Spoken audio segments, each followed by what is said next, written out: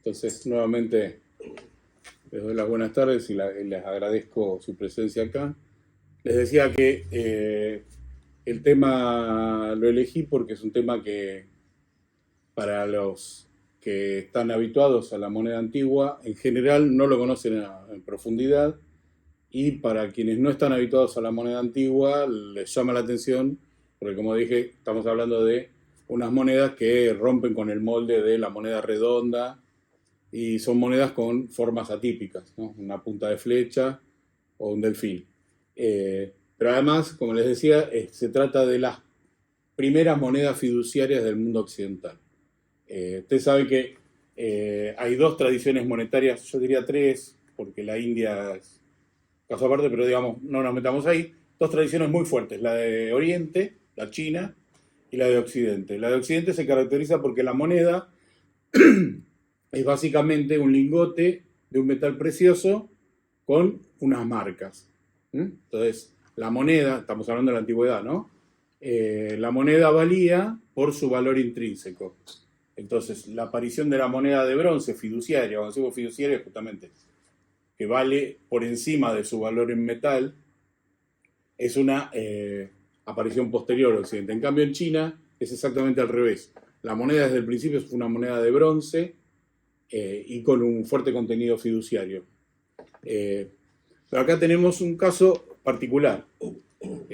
Y esto es lo que yo les vengo a traer. Porque además ustedes en los libros no van a encontrar esto. Ustedes van a ir a los libros que hablen de la moneda en la Grecia antigua, en el periodo arcaico, el periodo clásico, y lo que van a ver es que les dice que la moneda fiduciaria de bronce aparece en Sicilia allá por el siglo V antes de Cristo. Y la verdad es que eso no es cierto.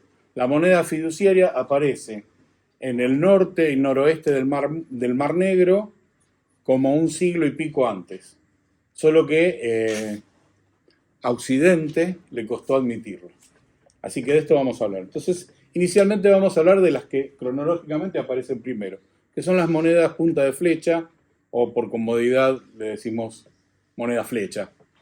Pero esencialmente imitan una punta de flecha bilobulada. Para eso vamos a empezar en este sitio. Este pequeño islote se llama Berezán. Hoy es un islote, pero en el periodo arcaico y clásico era una península ubicada al noroeste del Mar Negro. Quiero decir que el Mar Negro es prácticamente los confines de las conquistas griegas en la era arcaica y clásica. Después, por supuesto, en época posterior, Alejandro Magno, época helenística, llegaron hasta la India, pero en este periodo que nos ocupa, ¿no? Ahí a caballo entre el periodo arcaico y el periodo clásico, estamos hablando siglo VII, VI a.C., siglo V, el Mar Negro era un poco los confines. El relato de los argonautas está ubicado en el este del Mar Negro, era una zona medio desconocida, misteriosa, básicamente por una razón. Los griegos eran, las ciudades griegas, ustedes saben que no existía un reino griego, eran ciudades-estado, eran todas, se las llama talasocracias. Talasos es mar. Los griegos vivían sobre el mar, no había, o prácticamente no había, ciudades tierra adentro. Y entonces ellos llegaban a todos los lugares por mar. El problema con el Mar Negro es que, ustedes saben, para pasar del Mediterráneo al Negro hay un estrecho, ¿no? El Bósforo, muy estrecho, muy correntoso, y recién cuando las naves griegas alcanzaron una cierta capacidad, o sea, por ejemplo los trirremes, tenían 3 filas de remero, pudieron sortear esas corrientes y avanzar sobre el Mar Negro. Por eso la conquista fue, o la colonización, mejor dicho, fue tardía. De hecho, por tierra tampoco se podía llegar, primero porque es zona montañosa y segundo porque no estaba deshabitada, estaba habitada por tribus celtas y qué sé yo, era complicado llegar. Quiero decir, yo usé la palabra conquista y está mal usada, porque los griegos en general no conquistaban, simplemente se ubicaban donde no había gente y era más o menos potable la zona, se establecían una colonia. en general eran colonizaciones pacíficas, donde incluso ni siquiera tenían mucho contacto con los habitantes del lugar, al menos en principio. De hecho, a veces cuando se habla de colonización uno imagina, no sé, los españoles llegando a América. No, acá eran por ahí 12 familias. Muchas habrán fracasado porque los tipos no miraron con simpatía la llegada de estos extranjeros y los habrán liquidado, pero en general eran así, eran pequeñas colonizaciones.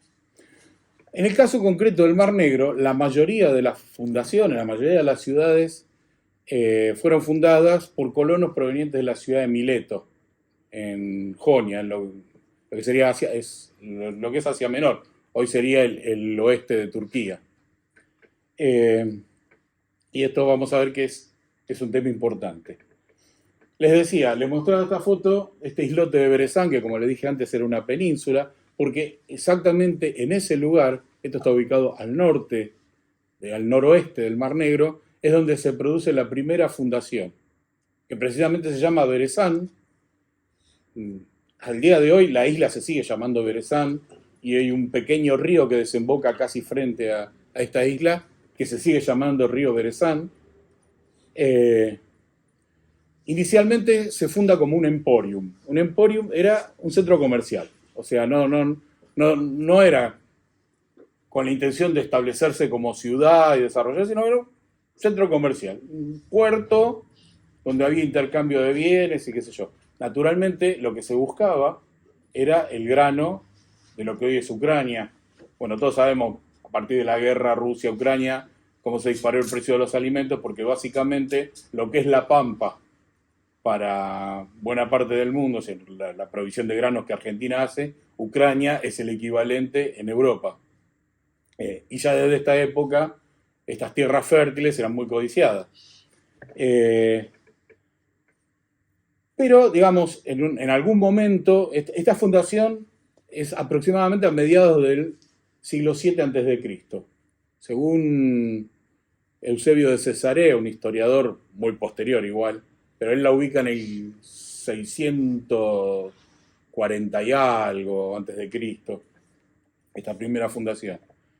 En algún momento, un tiempo después, no sabemos exactamente en qué momento, la ciudad cambia, o este emporium, se transforma en lo que se llama una apoiquía, es decir, una colonia milesia. O sea, como les dije, venían de Mileto los fundadores, los colonos. Al transformarse en una apoiquía eso es otra cosa, es una ciudad, ¿no? Más allá de mantener su centro comercial, se transforma en una ciudad que empieza a crecer, a desarrollar sus propias instituciones, sus autoridades. Como les dije, Grecia mantenían un vínculo afectivo con Mileto, pero no un vínculo político. O sea, ellos se reconocían como milesios, pero la ciudad era esta, ellos eran de acá, y sus instituciones eran propias, no dependían de Mileto. Y le cambian el nombre a Borístenes, que es el nombre que le daban los griegos al río Dnieper. Justamente, esta isla, como le dije, enfrente tiene un pequeño río, que es el Berezán, pero dos grandes ríos, el Bug y el Dnieper, que el Bug era el Hispanis para los griegos y el Dnieper era el Borístenes, forman como un estuario que desemboca en sentido este-oeste frente a este islote, que como le digo originalmente era una península. Bueno, estamos ubicados, ¿no? En esta región se funda este primer asentamiento, digamos. Pronto toda la costa, en realidad toda la costa del Mar Negro es conquistada, perdón, si insisto con la palabra, es colonizada por los griegos, en su mayoría provenientes de Mileto. Ahora bien, si se fijan la fecha, la fundación, le dije 646 más o menos, estamos ahí del surgimiento de la moneda, precisamente en Jonia. Ustedes saben que la moneda aparece aproximadamente, se cree que hacia el último cuarto del siglo VII, o sea, 625, 630, algunos lo llevan al 650, por ahí. Es decir, esta gente emigró cuando la moneda más o menos que se estaba inventando, por decirlo así. La moneda como la conocemos, redonda, originalmente las primeras monedas eran de electro, es decir, una aleación de plata y oro. Las primeras son del reino de Lidia, ya vamos a hablar del reino de Lidia, que ocupaba prácticamente todo lo que sería todo el centro y oeste de Turquía actual. Ese es el reino de Lidia, un reino que si bien no era griego, estaba muy helenizado, es decir, tenía mucho contacto con el mundo griego, y de hecho las ciudades de Jonia, que eran griegas, entre ellas Mileto, estaban bajo el dominio lidio. Bueno, ¿qué pasa? Ahora les muestro un mapita, voy un poco adelantándome, voy yendo y viniendo, pero en este mapa lo que ven es enmarcado en verde el límite de circulación de las monedas punta de flecha. Y ahí tienen una foto, ahora después vamos a ver más en detalle algunas de estas monedas. Fíjense que ocupan desde el norte, ahí no lo dice el mapa, pero este río que ven más hacia mi izquierda es el Borístenes, y el otro donde justo pasa la raya verde es el Bug, el Hispanis griego. Bueno, este es el límite donde circularon las monedas punta de flecha. Ahora vamos a ver un poquito cómo era el sistema monetario. ¿Por qué? Porque obviamente inicialmente cuando los primeros colonos llegaron no tenían ningún sistema monetario porque no había moneda.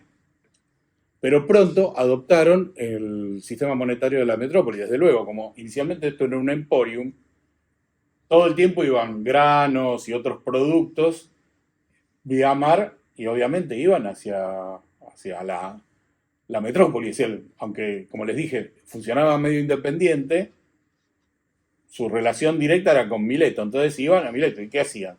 Cuando apareció la moneda, empezaron a usar la moneda de Mileto, incluso otras monedas que tenían el mismo estándar. Cuando hablamos de estándar, es el peso que tenía, ¿no? O sea, distintas ciudades podían tener distinto estándar de peso. En el caso de Mileto, estamos hablando de una moneda de electro, como les dije, aleación de oro y plata, que el estáter, o sea, la unidad, pesaba creo que era algo de 14 gramos y medio. Puedo estar equivocado, no me acuerdo si 14 y pico o 16 y pico, no cambia nada, pero por ahí andaba. Y de hecho, para todo lo que es el comercio internacional, adoptan esta moneda. Y esto se sabe porque además se han encontrado piezas en contexto arqueológico en esta zona. Y acá a mí me encanta hacer pequeñas como salidas laterales. Yo les decía que la gente que está habituada a la moneda antigua igual en general tiene poca información sobre esto. ¿Por qué? Porque nosotros estamos viendo que estas monedas circularon en territorio que hoy son parte de Bulgaria, Rumania, Moldavia, Ucrania, que antiguamente estaban en lo que se llamaba detrás de la cortina de hierro, ¿no? Bajo el gobierno directo o indirecto de la Unión Soviética. Y claro, eso hizo que mucha información no circulara de este a oeste, de oeste a este. Y entonces, mientras los europeos orientales avanzaban en el estudio de estas monedas y de estas fundaciones, en Occidente se sabía poco y nada. Así que vamos a ver un poquito cómo se fue desarrollando. Quiero aclarar que, por ejemplo, hay una colección que se inició en los años 70 y terminó en el año 2010, de libros sobre tesoros de monedas griegas. En todos esos son 12 tomos en total, con centenares y centenares de tesoros griegos que se han ido hallando a lo largo de la historia, tesoros que incluían monedas puntas de flecha. ¿Saben cuántos hay descriptos? 1. Y solo porque era un puñado de monedas puntas de flecha mezclado con cientos de monedas comunes de las que conocemos, porque Occidente nunca quiso aceptar que estas eran monedas, hasta recientemente, y aún hoy todavía lo debaten. En cambio, en los libros soviéticos de esa época hay descritos decenas de tesoros de estas monedas. Cuando digo decenas, capaz me quedo corto. Algunos tesoros de 2.000 monedas, de 3.000. Entonces, como les decía, este divorcio Oriente-Occidente de Europa se ve como nada, no tanto en estas monedas, sino en las monedas de electro. Les voy a mostrar. Hacia el año 2001, más o menos, apareció en el mercado numismático occidental estos dos tipos monetarios. Son monedas de electro, en estándar milesio, pero no son de Mileto. Hasta ese momento eran desconocidas, teóricamente. Esa que el stater sería, que es el que tiene, o sea, la unidad, que tiene una especie de león medio como hecho un ovillo, y en el reverso unas marcas incusas. Y esta otra que es bastante borrosa, pero es como una rueda de 4 rayos, y es su trité, o sea, su tercio, ¿no? Bueno, aparecieron y la referencia era que provenían de una excavación ilegal hecha precisamente en Borístenes, en ese lugar donde le digo que se hizo la primera fundación. Rápidamente, una prestigiosa revista numismática sacó un artículo diciendo que estas eran falsificaciones modernas, porque no se conocía ningún ejemplar de estas monedas, y por el diseño y qué sé yo, era claro que eran falsas, que era un invento para estafar a los numismáticos. Lo cual podría ser, les aseguro que está lleno de piezas totalmente truchas, inventadas, con el único fin de estafar coleccionistas. Ahora, ¿saben qué? No es el caso, y les voy a demostrar por qué no es el caso. Porque en el año 75, en contexto arqueológico, o sea, en una excavación llevada a cabo por arqueólogos soviéticos en Berezán, encontraron, ahí ven un par de fotos, un estáter, y ahí es de una sola, pero son 3 de estos tercios, y los encontraron en contexto arqueológico, o sea, eran arqueólogos custodiados por el ejército soviético, o sea, ¿no? Estas piezas están en el museo no sé si creo que en el de Odessa o en el de Moscú, no me acuerdo. Yo les puse las monedas nuevas al lado como para que vean la comparación. Si bien la foto esta es medio borrosa, son publicaciones soviéticas, eran bastante económicas. Si se fijan incluso en el tercio, en el trité, probablemente el anverso sea el mismo cuño. Fíjense que más allá de lo irregular, se parecen mucho el diseño de una y otra. Es decir, mientras en la Unión Soviética y aledaños ya las conocían desde el año 75, estas monedas, en el año 2001 la prestigiosa revista numismática suiza dijo, son falsas, porque no hay ninguna conocida. A este nivel estamos hablando de divorcio. Bueno, ahora vamos a hablar un poco de qué es y qué no es una moneda a punta de flecha, para ir entrando más en tema. Antes, bueno, estas simplemente las puse porque me gustan, son hermosas. ¿Qué pasó? Con el tiempo, en la medida que se fue desarrollando esta fundación y fue vendiendo más, la ciudad de Cícico, que es una ciudad que está ubicada sería en el sur del Mar Negro, o sea, más fácil de acceder, porque no había que atravesar el Bósforo como para llegar a Mileto, y que Cícico se dedicó a comerciar con esta región.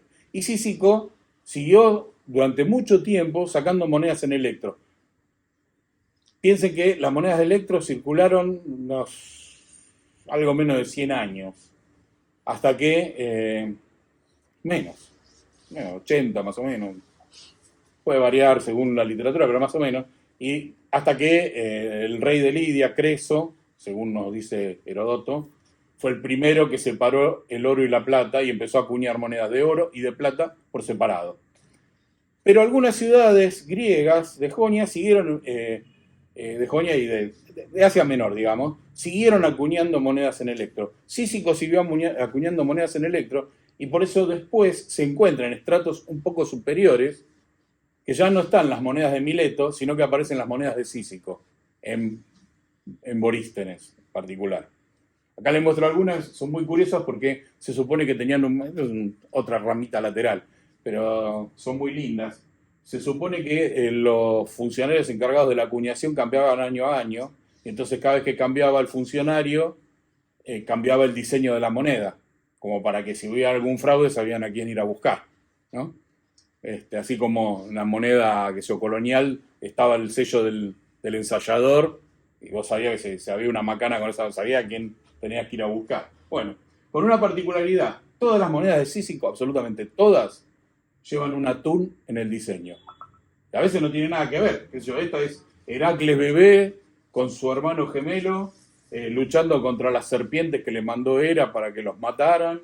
No tiene nada que ver, pero aparece un atún abajo, ¿no? Y entonces, si ustedes se fijan, en algún lugar, a cuento de nada, aparece un atún.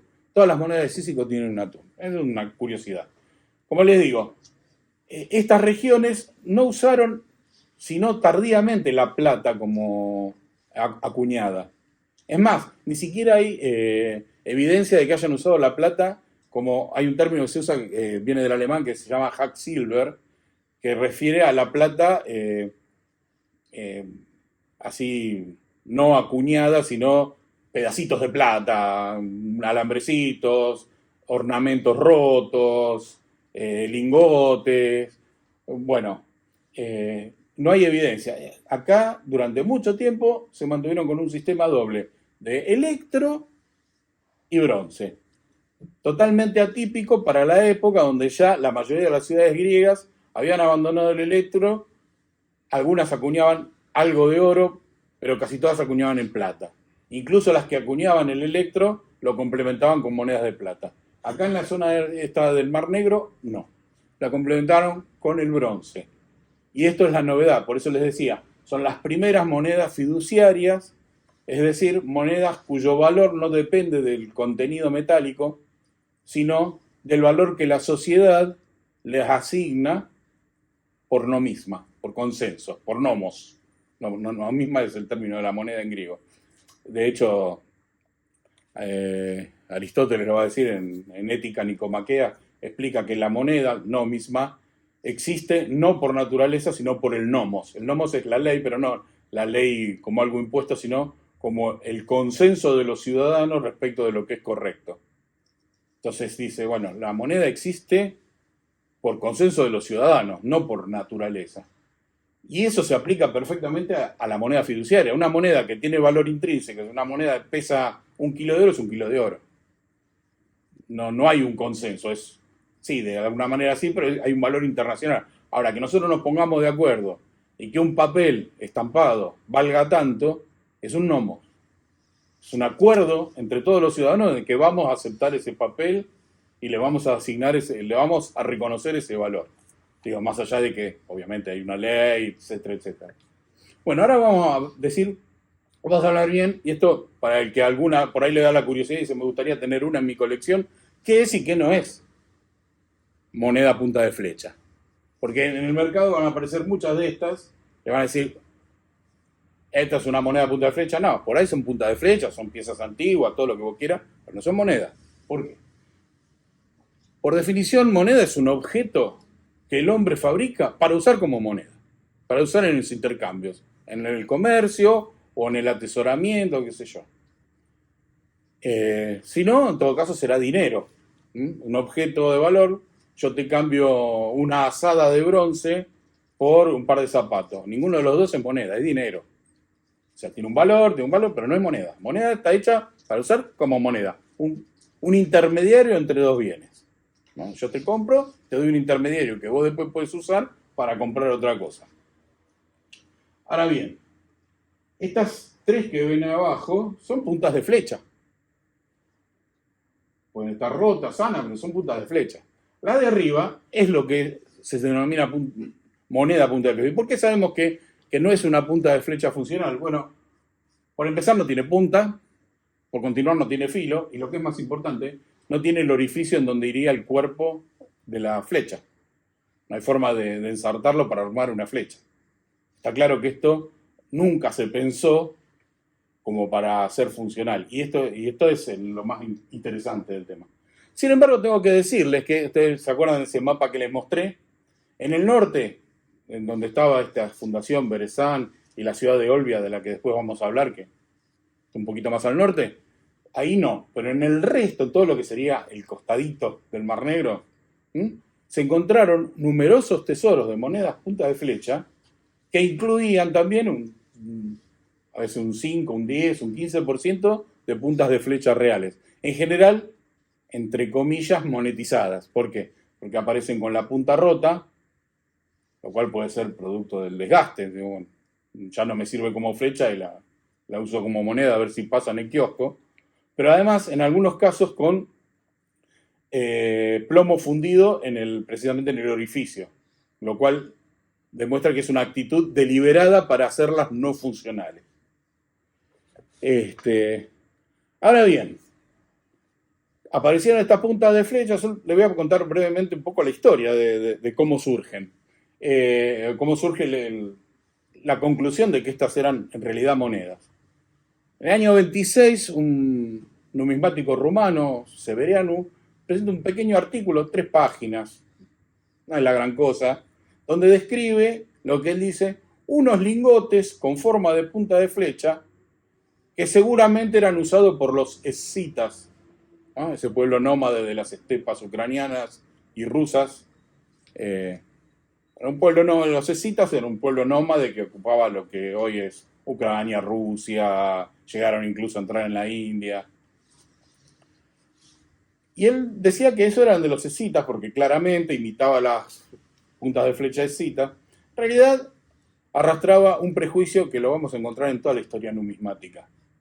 La de creer que básicamente era, si tiene esta forma tan rústica y no es redonda y linda con la cara del gobernante o algún dios, seguro que es obra de los brutos, de los bárbaros, ¿no? Entonces debe ser de los escitas. Ya les digo que todavía hoy hay tipos que siguen insistiendo con esta teoría de los escitas, pero hay evidencias absolutamente incontrastables. Primero, para la época en que se establecen las primeras colonias griegas en la región, los escitas ya no habitaban en ese lugar.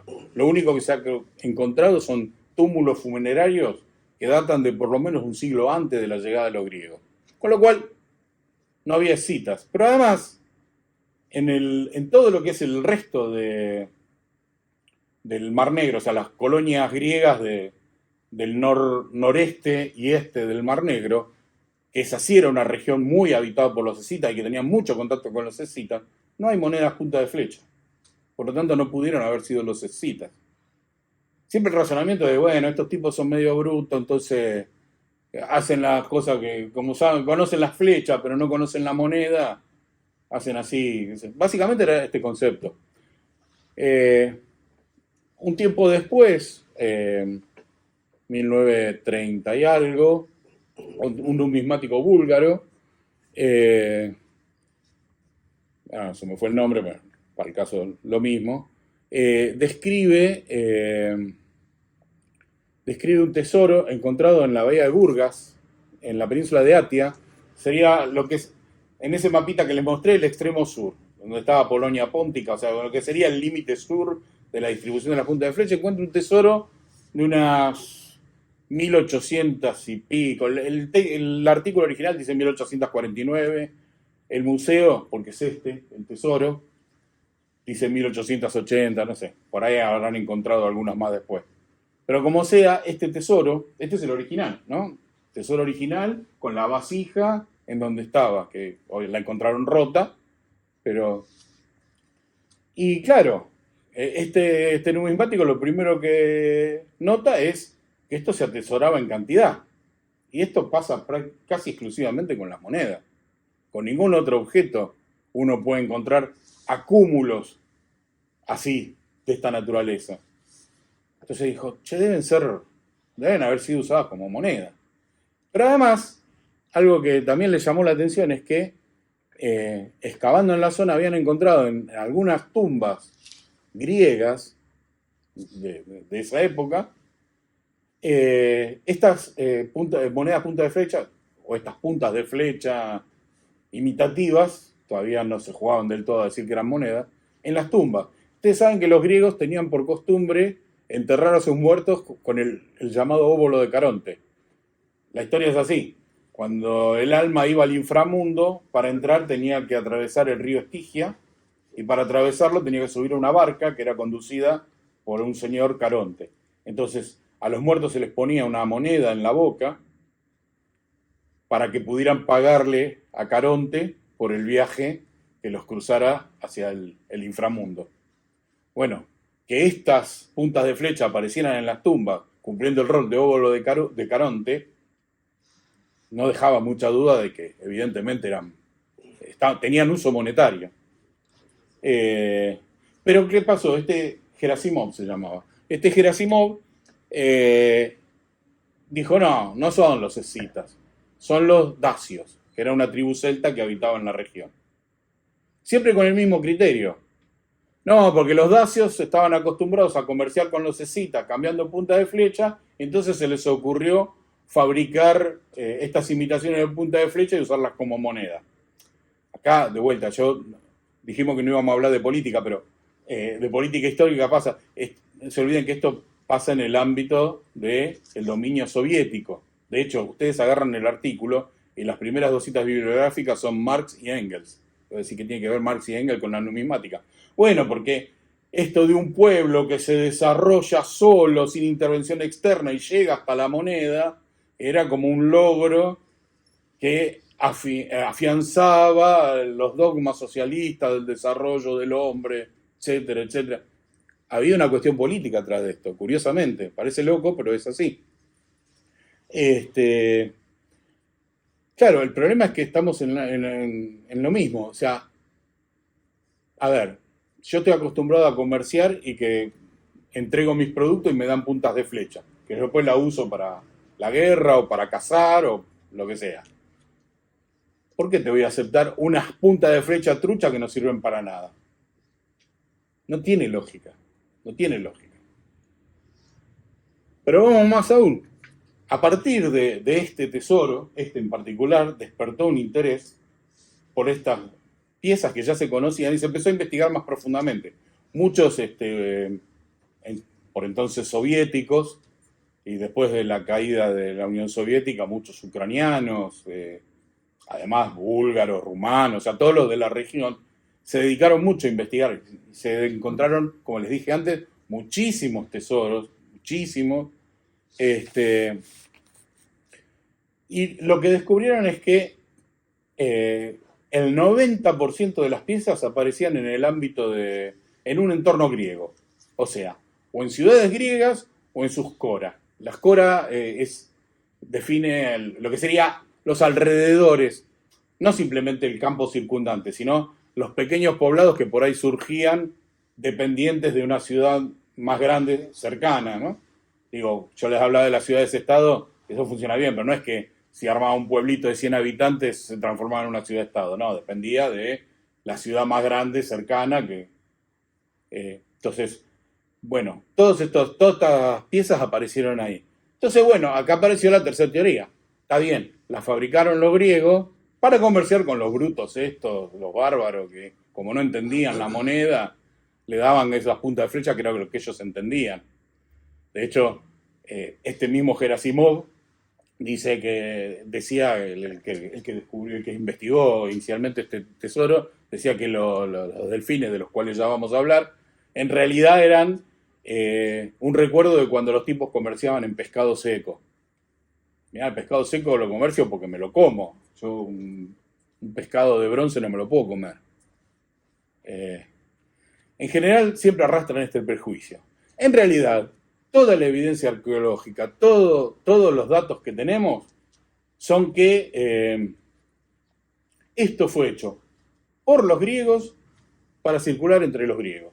Porque no hay evidencia de que en estos primeros tiempos, insisto, esta moneda, yo no se los mencioné, pero esta aparece en mediados del siglo, entre principios y mediados del siglo. Algunos lo ubican ya en fin del siglo VII, me parece demasiado temprano, pero ya desde principios, mediados del siglo VI, aparecen estas monedas flecha, circulando. Y en ese periodo no había mucho intercambio, o sea, yo les hablé del grano, pero no es que le compraron el grano a los escitas, porque los escitas eran pueblos nómades, no sembraban. Lo que hacían era ocupar esos campos y sembrarlos los griegos. Y eso es lo que comerciaban. Entonces, era muy poco el intercambio con los pueblos circundantes. Y el poco que había se hacía por trueque. ¿Por qué? Porque eran pueblos que no estaban monetizados, entonces nunca te iban a aceptar una moneda. De ninguna manera, no les interesaba. Por ahí te podrían aceptar alguna de oro, por si la querían usar de ornamento, pero tampoco. Y tampoco era negocio para los griegos mandar el oro para allá, porque no te lo iban a valorar de la misma manera que te lo valoraban en una ciudad griega. Entonces, está claro que esto fue un invento griego para los griegos. Ya les digo, esto costó que Occidente lo admitiera porque Occidente no admitía una moneda fiduciaria tan temprana y encima que no tuviera la forma clásica redonda y etcétera, etcétera. Esa es un poco la historia de esta moneda. Ahora vamos a hablar un poquito brevemente de la tipología, porque yo no me voy a meter en los tipos. La única descripción que les doy es la que usa Anojin, que es un numismático soviético, que es muy sencilla. Él dice, hay unas que son totalmente anepigráficas, o sea, sin ningún signo en su superficie, más que la nervadura central, como puede ser la de arriba, que ven ahí. Otras que tienen estas rayitas, estas especies de nervadura, que le dan un aspecto parecido a una hoja, es un segundo grupo, y otro grupo que tienen algún signo distintivo, que las vamos a ver en la próxima imagen. Esa es bien sencilla. Hay un montón de otras clasificaciones que dan 6.000 grupos, subgrupos y no tienen sentido, porque estos no son secuencias. Todas estas monedas circularon al mismo tiempo. Lo que hubo, evidentemente, es un montón de lugares que las emitieron. Por eso lo que no podemos saber todavía es quién las emitió. No podemos saber si esto era emitido por la propia autoridad de las ciudades, si era emitida por los comerciantes o si era emitido por los templos. Y vamos a ver el tema de los templos, que no es un tema menor. Simplemente, como le dije, estas monedas obviamente son fundidas, no son acuñadas. La mayoría son hechas en un molde único, a diferencia de otras monedas fundidas de otros estados y demás, que en general se hace un molde múltiple. La mayoría eran en molde individual. Lo habitual es que fuera un molde doble, o sea que las dos caras fueran similares.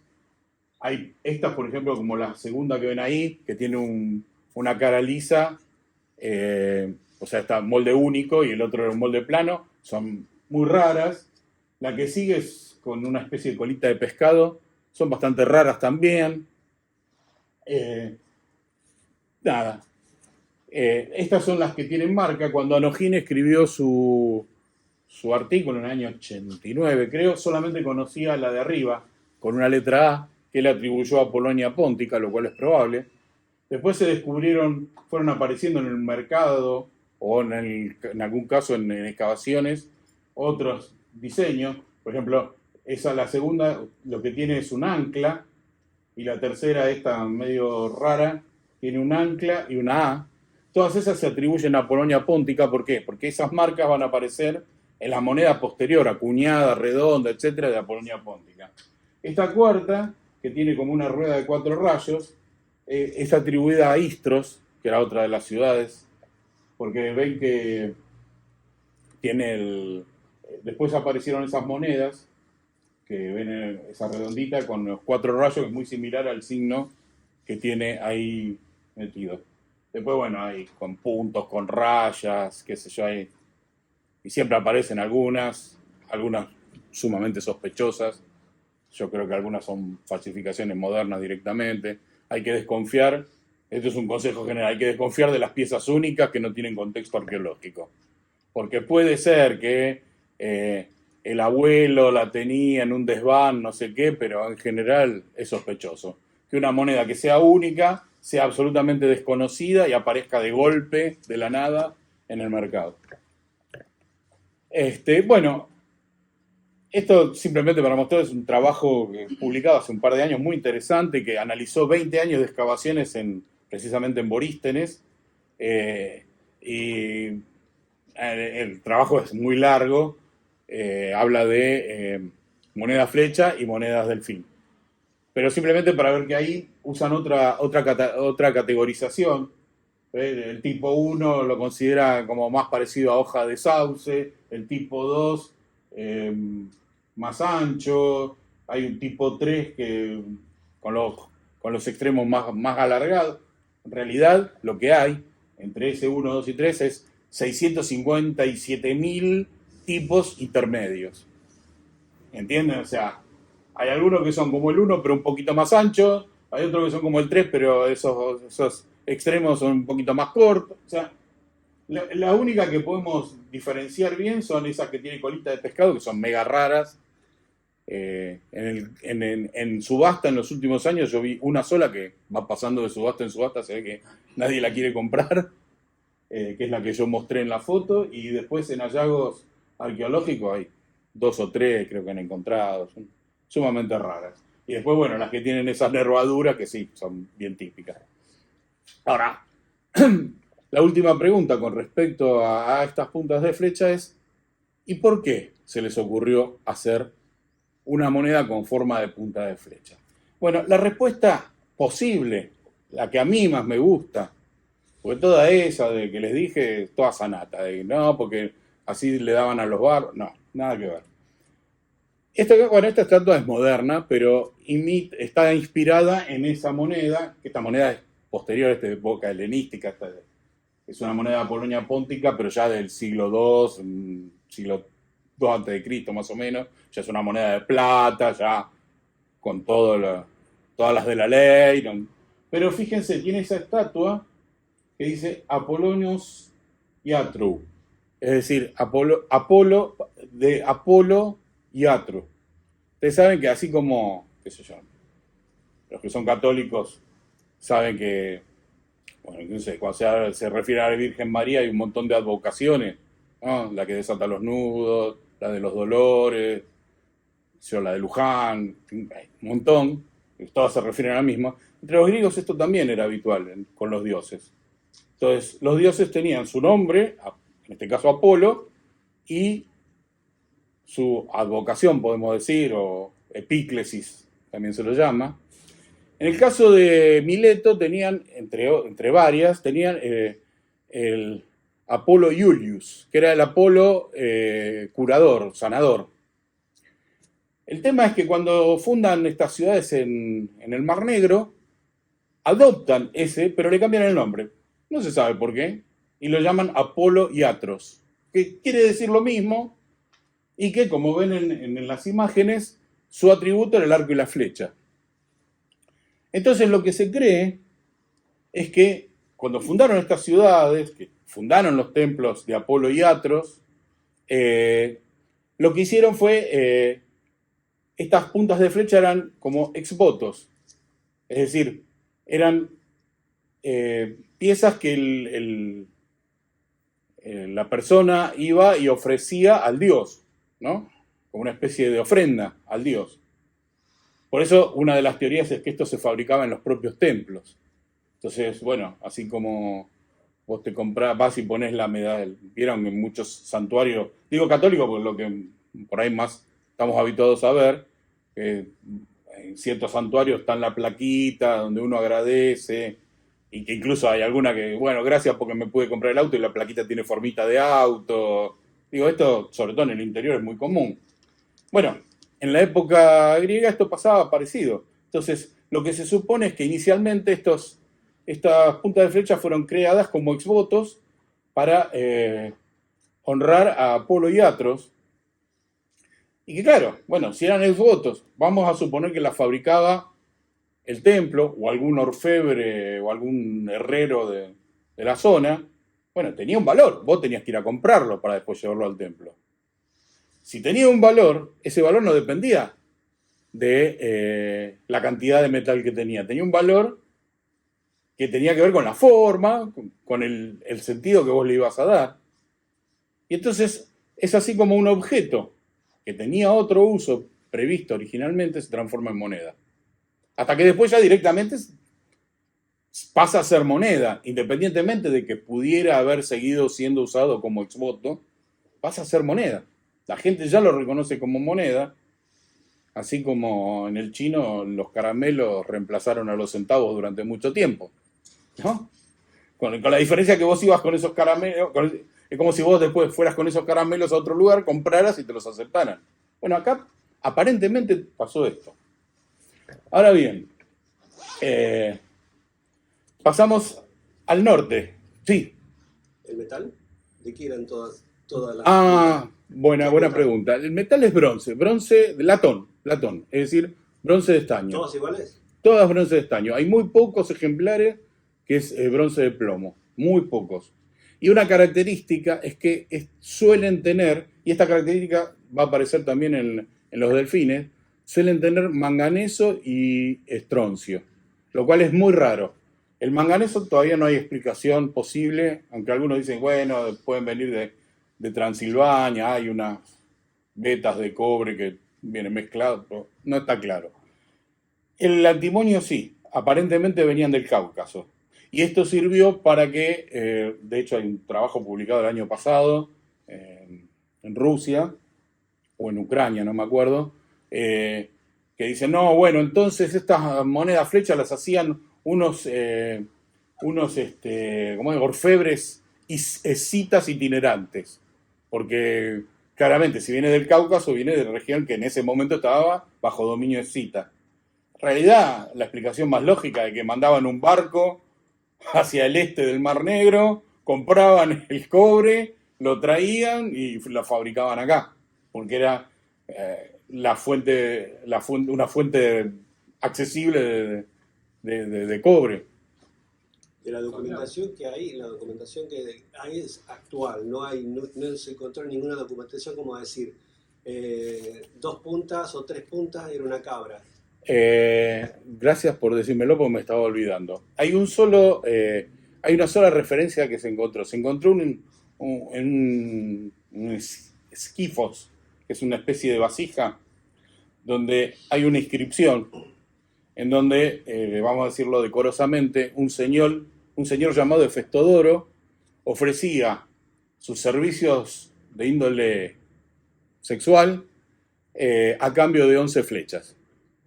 Usa la palabra ardis, que era el nombre que se daba a las flechas. Y esta es, digamos, es la única donde claramente se menciona la flecha como con un valor monetario. Como medio de pago. Claro, como un medio de pago. El tipo cobraba 11 flechas por sus servicios. Pero la flecha tenía bastante poco valor o el tipo... Claramente. O sea, ¿Sabe qué, no? no. A ver, claramente la flecha valía poco.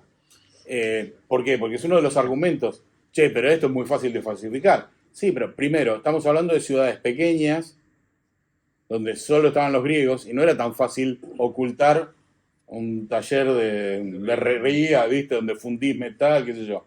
Pero además, sobre todo, yo uso un ejemplo moderno. Yo digo, un dime, o sea, el décimo de dólar, la monedita de Roosevelt, cuesta 4 centavos de dólar de costo. O sea que si yo me pusiera a fabricar esas monedas, tendría un retorno del 150%. O sea, un negoción.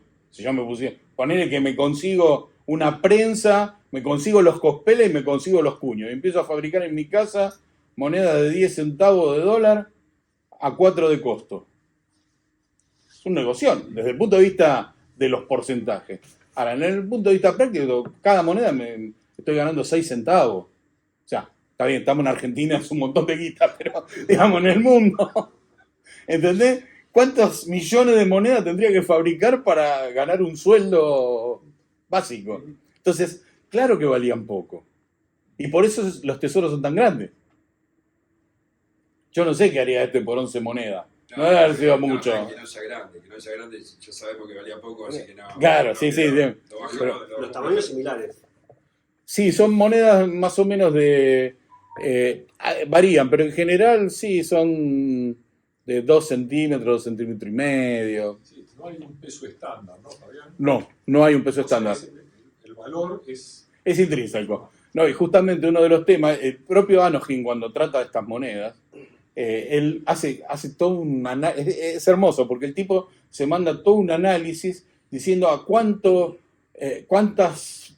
flechas equivalían a una moneda de electro, no sé, de Cícico, a un estáter, o a un tercio, a un sexto, a un 24avo. Estas monedas, como le digo, las monedas de electro tenían mucho valor de compra, entonces... Lo ubica en el tiempo. ¿Eh? Lo ubica en la misma línea de tiempo. Sí, eso se sabe que están en la misma línea de tiempo, pero el tipo hace todo un cálculo, no, porque si estas monedas pesaban en promedio tanto, qué sé yo, y hace todo un cálculo, bueno, entonces en teoría tendrían que pesar tanto, y haciendo un valor de cuánto valía el cobre o el bronce respecto del oro y la plata, hace toda una regla de 3 hasta que llega, por supuesto daba que un estáter sisiqueno equivalía a, no sé, 24.000 puntas de flema, no me acuerdo el número. Pero después que hace todo ese análisis en el cuadrito hermoso, dice, pero bueno, esto hay que tomarlo con pinza porque no es seguro. Claro, porque en realidad yo te muestro dos monedas y una que pesa 1,6 gramos y la otra pesa 3,2. Es el doble.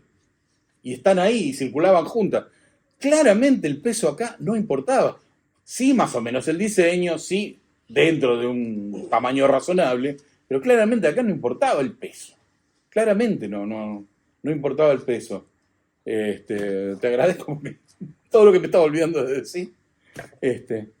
Bueno, y ahora nos vamos al norte. ¿Por qué? Porque la moneda flecha aparentemente siguió circulando hasta bien entrado el siglo, o por lo menos hasta la primera mitad algunos lo extienden un poco más, otros lo cortan un poco antes, pero digamos, hasta primer cuarto del siglo V, seguro, pero en todo lo que es el este. En el norte, Borístenes y Olbia, que era esa ciudad que estaba un poquito más al norte de Borístenes, estas monedas dejan de circular, o sea, esto es lo que se ve en la estratificación cuando los arqueólogos, sobre todo Olbia, Borístenes, están recontra excavados y analizados y qué sé yo, ven que en realidad estas monedas dejaron de circular mucho antes en ese sector. ¿Por qué? Porque fueron reemplazadas por las monedas delfín, que tienen muchas características similares. Lo que ven ahí son ruinas de Olbia, ahí justo en la costa occidental del río Bug. Pasan varias cosas y vamos a hacer un poquito de historia. Año 546 o 47, depende de la versión. Todos conocen la historia del rey Creso, considerado el hombre más rico. Yo se los mencioné cuando dije que fue el primero que separó el oro y la plata y acuñó monedas de oro y de plata. El rey Creso, rey de Lidia, que es, como les dije, todo lo que sería el centro y oeste de la actual Turquía, limitaba con el imperio persa de Darío el Grande. Ahí está Darío el Grande, una versión más del siglo XVIII, XIX. Y la anécdota es conocida que el rey de Lidia, Creso, estaba viendo si atacaba o no a los persas y mandó mensajeros a los distintos oráculos para consultarlos, y el oráculo de Delfos no es un tema menor, Delfos quedaba cerca de Mileto, y ahí se otorgaba al Apolo Delfinio, o sea, al Apolo de Delfos, cuyo atributo era el delfín, y ya les estoy un poco spoileando por dónde va la cosa. Y el oráculo, siempre tan claro como todo oráculo, le dijo, porque él quería saber qué pasaba si él cruzaba el río Halis, que era justamente el límite el límite natural entre los dominios persas y los dominios lidios. Si cruzás el río con tu ejército, un gran imperio caerá. Y el tipo dijo, buenísimo, caen los persas. No, el imperio que cayó fue el lidio. Porque en la batalla de Eteria, ahí al norte, los persas los hicieron puré a los lidios, avanzaron y en meses, o en días, sí, llegaron hasta cerca de la capital, Sardes, que ven ahí, era la capital del reino de Lidia. Hay una batalla, la batalla de Timbrea, donde a pesar de que el ejército lidio era el triple del ejército persa, porque además estaba reforzado con mercenarios griegos, qué sé yo, tipos, igual los persas los hicieron puré. Y llegaron hasta Sardes, 11 días nomás duró el sitio de Sardes y se rindieron. Pero los persas eran un pueblo muy tolerante. En general, cuando conquistaban un territorio, eran muy respetuosos de las estructuras. De hecho, para que se den una idea, lo menciono así rápido, Persia nunca tuvo moneda propia en ese periodo, ¿no? En esa época. No tenía moneda propia, pero cuando conquistaba un territorio que sí tenía moneda, se la respetaba. A lo sumo le cambiaba el diseño por uno más propio de ellos, pero la respetaba y esa moneda circulaba ahí. Pero en el corazón de Persia, circulaba el metal al peso, ese hack silver que les mencioné antes. Incluso muchas monedas griegas, cuando llegaban al corazón de Persia, aparecen cortadas por la mitad o en 4, porque los tipos le daban valor al metal. La moneda acuñada no les interesaba. Bueno, eso es un comentario al margen. Ahora bien, ¿qué pasa? Obviamente, yo conquisto todo este territorio, te voy a respetar, pero algo queda para mí. Entonces, ¿qué pasó? En Mileto, como en otras ciudades griegas, el pueblo por ahí no notó gran diferencia, por ahí ni se enteró de que habían cambiado de amo. Pero los grandes terratenientes sí, porque los persas se quedaron con las mejores tierras. Entonces, muchos milesios ricos decidieron emigrar para escapar de la conquista persa. Y esto está documentado, que los tipos emigraron hacia el Mar Negro. Y en particular hubo un contingente muy fuerte que se estableció en Olbia. Entonces pasan Olbia y Borístenes, obviamente. Siempre van de la mano hasta que Borístenes va desapareciendo y Olbia, mientras Olbia se va desarrollando y se transforma en una mega ciudad súper importante, Borístenes va desapareciendo hasta que queda abandonada hacia principios mediados del siglo V a.C., ya queda directamente abandonada. ¿Qué es lo que se cree que pasó? Estos ricachones milesios fueron allá, se establecieron en Olbia, llevaron el culto justamente de Apolo Delfinio, que cuyo atributo, como les dije, es el delfín, y entonces el delfín reemplazó a la punta de flecha. Está demostrado que si hubo circulación simultánea fue muy breve y que no hubo espacio entre la circulación de unos y otros. Es como que, no sé, casi, no sabemos, esto es lo que se encuentra en el registro arqueológico, pero daría la sensación de que pasó algo parecido a cuando se cambia la moneda, en tiempos modernos, que bueno, la moneda actual va a circular hasta, no sé, dentro de 6 meses y se larga la moneda nueva dentro de 6 meses, o si no la cambiaste en el banco, la tenés que tirar porque no sirve. Bueno, algo así debe haber pasado, porque hay como una continuidad y no hay un corte así tajante, pero no hay tesoros mixtos. No se han encontrado tesoros mixtos. O son de punta de flecha o son de delfines. No hay mixtos. Bueno, como preveía, me pasé de tiempo, pero vamos a apurar un poco. Entonces, lo que se cree es que, como les digo, vinieron estos ricachones, se impusieron sobre los que ya vivían ahí, probablemente hayan ido no solos, habrán ido con sus esclavos, con sus ejércitos privados, o sea, como que coparon la parada sobre los que ya estaban viviendo ahí. Incluso hace poco leí un trabajo donde alguien cuestionaba, decía, no, porque los griegos eran muy tolerantes en términos religiosos. Entonces, ¿por qué van a imponer un culto de Apolo por sobre otro culto de Apolo si los tipos tenían templos para todos? Sí, probablemente sí. Lo que ese autor desconoce es la implicancia política que esto tenía. O sea, imponer un culto sobre otro no tenía que ver con cuestiones religiosas, tenía que ver con cuestiones políticas. Era una forma más de demostrar mi poder sobre el otro. Era como en 2 bandos políticos y lo religioso era como la simbología que se usaba para el caso. Y tal es así que después van a ver, ya no nos vamos a meter en eso porque nos excede, pero después Olbia va a sacar unas monedas donde aparece un águila llevando en sus garras al delfín. No sé, ¿será que en ese momento el águila era el atributo de Zeus? ¿Será que algún otro bando que usaba a Zeus como emblema se impuso sobre lo que usaba estos de Apolo Delfinio y era una forma de demostrar, te copamos la parada? No lo sé. Hay pero un mito parecido. entre los argonautas.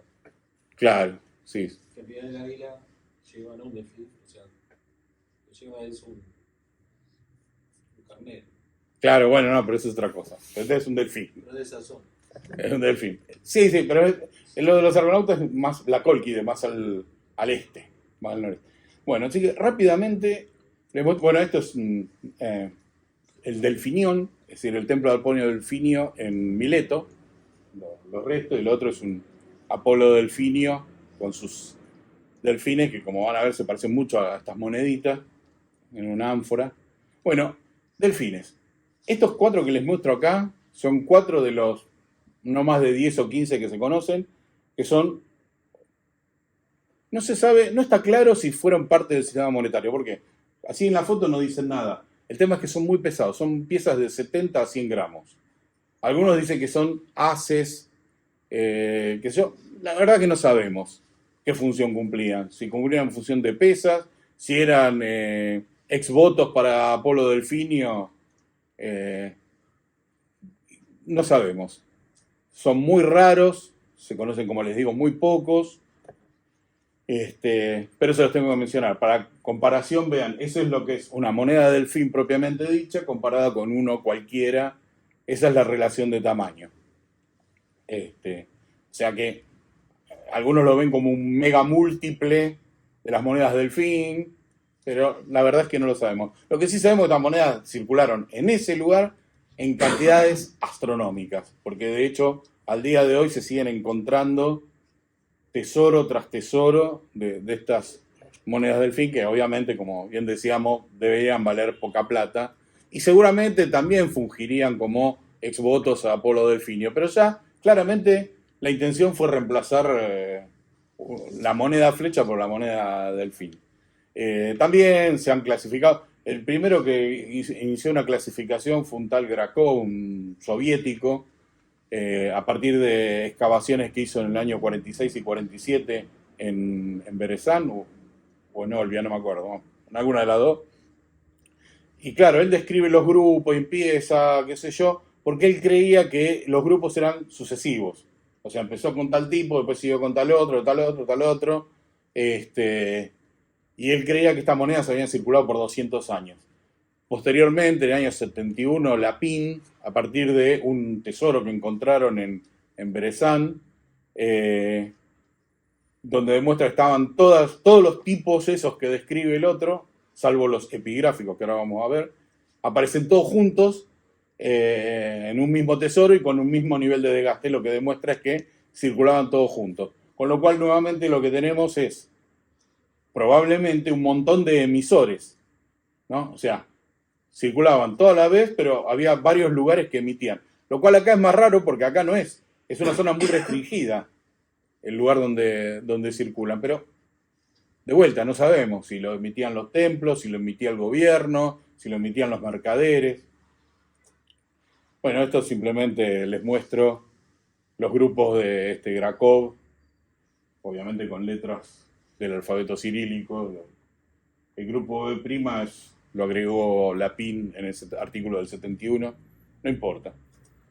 Acá los tienen, y de vuelta, lo que tenemos es, si bien acá se puede un poquito más detectar la diferencia de grupos, también tenemos un montón de, yo acá les puse como los tipos típicos, pero tenemos un montón de piezas intermedias. Básicamente sería el primer tipo, que Grakov creía que era el más antiguo, que es liso, no tiene a lo sumo la marca del ojo, pero nada más.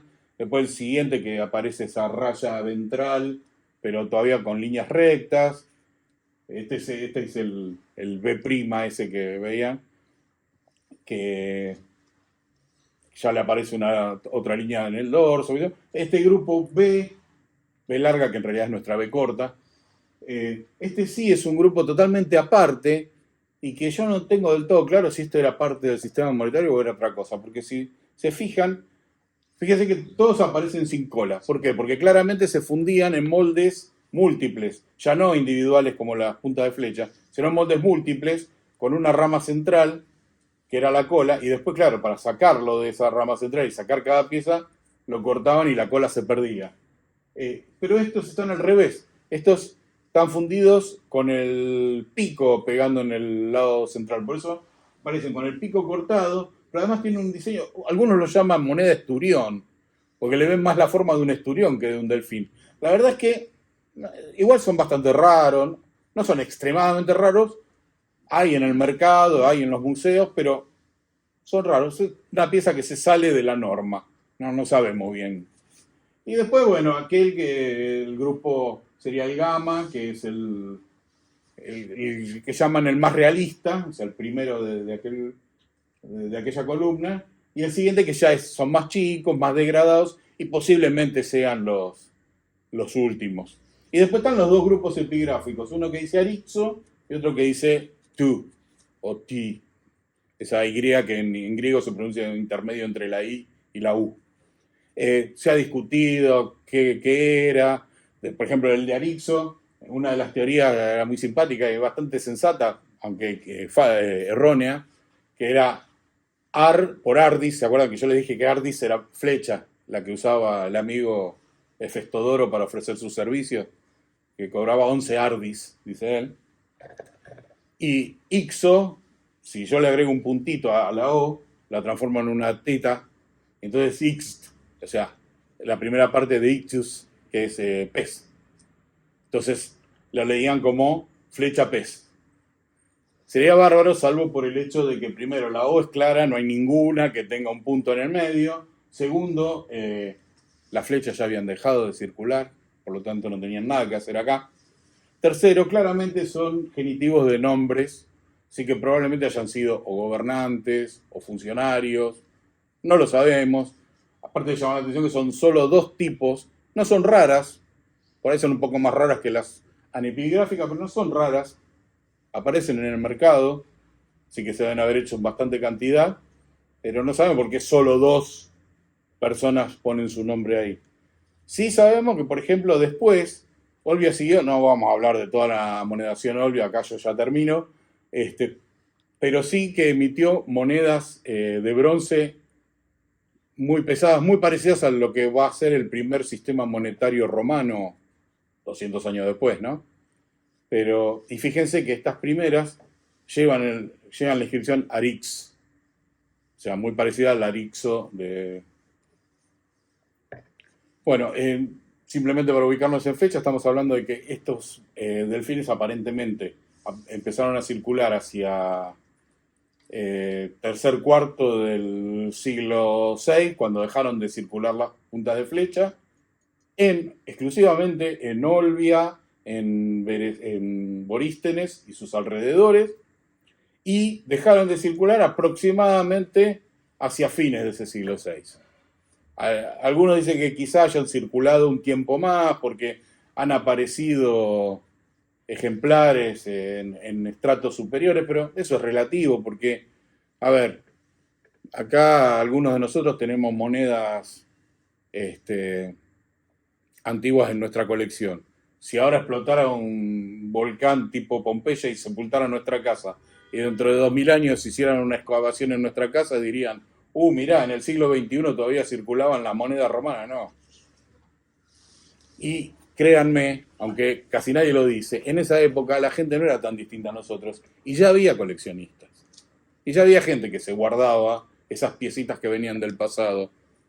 Sí, a lo mejor los nenes jugarían con eso, lo guardarían como una curiosidad, pero 1, 2, 3 ejemplares que aparezcan en un estrato superior quedaron dando vueltas, como cualquiera que tenga no sé, un sótano y quedan cosas de los abuelos, qué sé yo. Antes pasaba también esto, no es que era todo tan ordenadito, ¿no? Cambiamos de era, así que sacamos todo y ahora cambiemos el estrato arqueológico, ¿no? Bueno, simplemente para terminar, dos cositas les voy a mencionar, mostrar más que nada. Estas piezas muy curiosas aparecieron también en Borístenes. Se conocen creo que unos 9 o 10 ejemplares en total entre los dos tipos. Son piezas muy pesadas, de 50 gramos, la más grande, estas son de 20 y pico. Y simplemente se las muestro porque si ustedes les da curiosidad y ponen Olbia en un buscador de casas de subasta, le van a aparecer estas piezas. Y no crean lo que dice ahí. La realidad es que no sabemos qué cuernos eran. Se ha propuesto que eran patrices de molde para hacer matrices de molde para las monedas punta de flecha, un disparate, nada que ver. Se ha propuesto que podían funcionar como pesos. Se ha propuesto que quizás fueran exvotos. La verdad es que no sabemos. Sí sabemos que tienen una cara de pescado de un lado y una especie de punta de flecha, pero con colita de pez del otro. ¿Qué son? No lo sabemos. Ahora, les digo, tampoco sabemos que son un montón de otras cosas que han aparecido, sobre todo en esta región. Por ejemplo, hachas de 3 centímetros de bronce, que tranquilamente podríamos considerar lo que eran algún tipo monetario, o algún tipo de cuoto, algún dios que no sabemos cuál era. No sabemos qué son. No sabemos. Pequeñas campanitas que no son funcionales. Pequeñas estructuras de bronce con formas raras que tampoco se sabe muy bien para qué sirven. A lo mejor el ejemplo de las monedas flecha habilitó que otras cosas en bronce circularan. Puede ser, no lo sabemos. Se los muestro porque esto aparece y es relativamente reciente. O sea, se conocen ejemplares de hace unos años, pero no de tantos años. No del siglo XIX, por ejemplo. Los primeros hallazgos son de mediados del siglo XX, creo. Y por último les voy a hablar de la pequeña ciudad de Kerkinitis, 2 palabras nada más.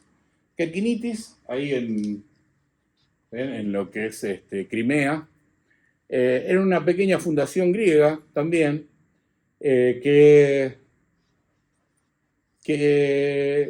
si ustedes van a la literatura, siempre aparece como que ahí circularon las monedas flecha que vimos al principio.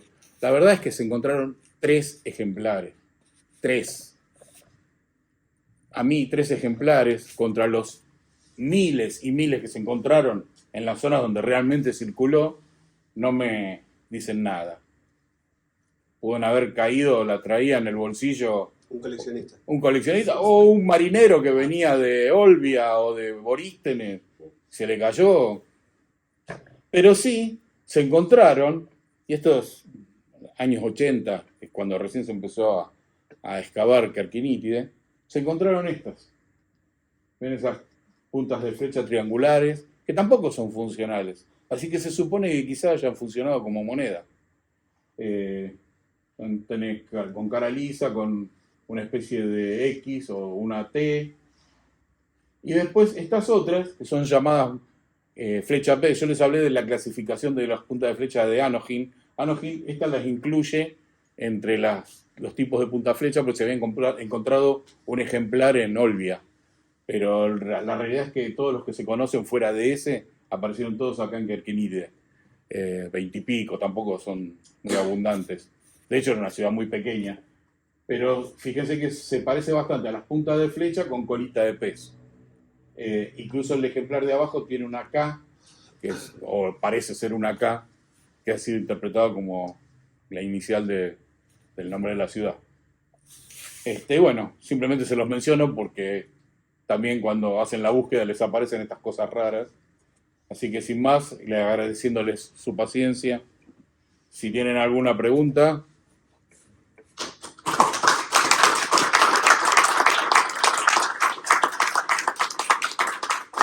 Pido perdón sobre todo por haberme pasado del horario.